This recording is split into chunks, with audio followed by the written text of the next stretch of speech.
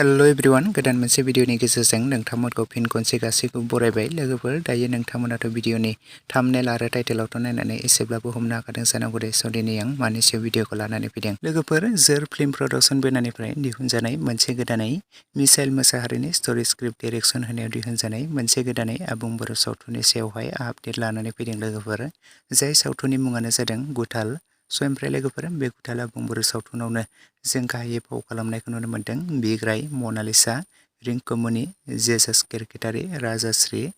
आरो लोगोसे गोबांथार फाव खालामगिरिफोरा बे गुथाल आबुं बर' सावथुनाव फावखौ खालामबावदों लोगोफोर आरो नोंथांमोना गोबांथार फाव खालामगिरिफोरनि फाव खालामनायखौ बे बर' सावथुनाव नुनो मोनबाय थाखादों लोगोफोर ओरैनोथ' नोंथांमोना बे गुथाल आबुं बर' सावथुनखौ गोबाङानो पार्ट 1 निफ्राय लानानै पार्ट 6 सिम अलरेडि नायखाबायमोन आरो नुखाबायमोन नङा होमबा लोगोफोर आरो नोंथांमोना गोबाङानो बे गुथाल आबुं बर' सावथुनखौ पार्ट 6 सिम अलरेडि रिंसार ब्रह्म चेनेलनि गेजेरजों गोबाङानो नायखाबायमोन आरो नुखाबायमोन नोंथांमोना गोबाङानो आरो बे बर' सावथुनखौ नायनानै मोजां मोनदों आरो गोबाङानो अनसायदों गोबां रायजो राजाफोरनि बे बर' सावथुना अनसायनाय मोनदों स' लोगोफोर आरो नोंथांमोना बे गुथाल आबुं बर' सावथुननि पार्ट 6 खौ नायखांनायनि उनाव आरो बेनि पार्ट 7 खौ गोबाङानो नायनो होननानै एक्साइटेड जाबाय थादोंमोन गोबाङानो कमेन्ट्स खालामबाय थादोंमोन माब्ला नुनो मोनगोन होननानै लोगोफोर बे गुथाल आबुं बर' सावथुननि पार्ट 7 दाखालिसो रिलिज जानानै थांबाय लोगोफोर आरो हगारनानै होबाय नोंथांमोना जुदि दासिमाव नायालासिनो थादोंब्ला बेनि पार्ट 7 खौ नायहैदो रिंसार ब्रह्म चेनेलनि गेजेरजों बयबो नोंथांमोना थांनानै नायहैनो हासिगोन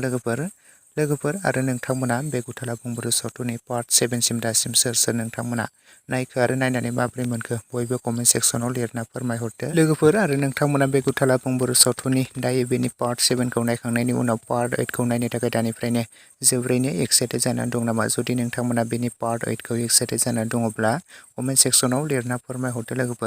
लोगोफोर बे गुथाल आबुं बर' सावथुननि पार्ट 8 खौबो जों थाबैनो साननैसोनि उनावनो नुनो मोनगोन लोगोफोर स' बेनि पार्ट 8 खौबो जों 1 उइक नङाब्लाबो जों थाबैनो बे साननैसोनि गेजेरावनो जों नुनो मोनगोन लोगोफोर नोंथांमोना बयबो नायनो थाखाय एक्साइटेड जानानै दङब्ला नेनानै थाथ'लायदो लोगोफोर लोगोसेनो दिनैनि सर्ट आपडेट भिडिअ बेखिनियावनो भिडिअखौ नायनानै जुदि नोंथांमोना मोजां मोनदोंब्ला लाइक खालामदो शेयार खालामदो लोगोसे चेनेलाव गोदानै फैदोंब्ला साबस्क्राइब खालामनानै खाथिनि बेल आइकनखौबो अल प्रेस खालामना लादो